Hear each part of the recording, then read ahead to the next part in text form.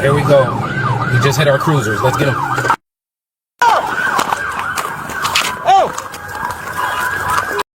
A suspect driving a stolen box truck led police on a dangerous high-speed chase to the Malibu area, culminating in multiple collisions on the freeway. The pursuit began in the Pacific Palisades along Pacific Coast Highway, where LAPD units initially tracked the vehicle. Due to the suspect's erratic driving, officers temporarily backed off as the chase continued. We just ran the state police here. We're going right into the parking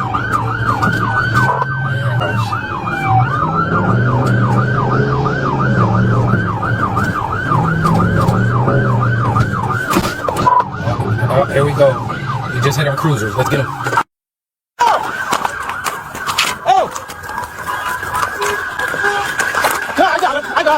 I got him. We're running to the back of the library. Back of the library. Black male, black hoodie. He's going to the library park.